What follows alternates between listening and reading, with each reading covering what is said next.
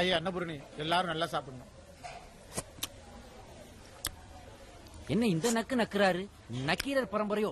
ஏய், நீ இன்னைக்கு தான் புதுசா வேலைக்கு சேர்ந்திருக்க. நம்ம முதலாளி ஐயா ஒவ்வொரு ஐட்டத்தையும் தொட்டு சாப்பிட்டு பார்த்துட்டு அவருக்கு பிடிச்சிருந்தாதான் கஸ்டமருக்கு சப்ளை பண்ண சொல்லுவாரு.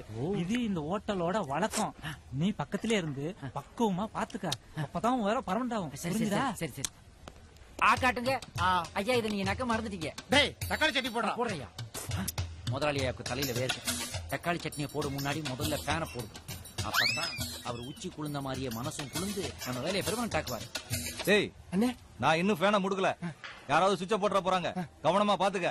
நான் போய் தம் போட்டு வந்துறேன். சரிங்க. போடக்கூடாது, சுவிட்ச போடக்கூடாது, போடக்கூடாது, ஃபேனை போடுவேன், போடக்கூடாது. ஏய் என் வேலை பெருமனன்ட் ஆக்குறது சரி பண்றியா? கேப்டன் விஜயகாந்த் மாதிரி காலால அடிப்படா. என்னடா சீலிங்ல ஃபேனை காணோம்? கீழ டேபிள்ல போடுறா. என்னடா ஒரு சீலிங் ஃபேன் டேபிள் ஃபேன் ஆயிருக்குது? ஐயோ ஐயா, தட்டுல இருக்க வேண்டிய தக்காளி சட்னி எப்படியா உங்க தலையில இருந்து வருது? வாயில இட்லியை வச்சுக்கிட்டு ஏயா வாடத்தையே பாத்துக்கிட்டு இருக்கீங்க? அடா பாவி, உன்னை பர்மனன்ட் ஆவடான்னா ஐயாவை பர்மனன்ட்டா அனுப்பிச்சியாடா? ஐயா என்னது பாடி ஆயிட்டாரா? இவனை புடிங்கடா. எஸ்கேப். ஃளைட் வேணும்.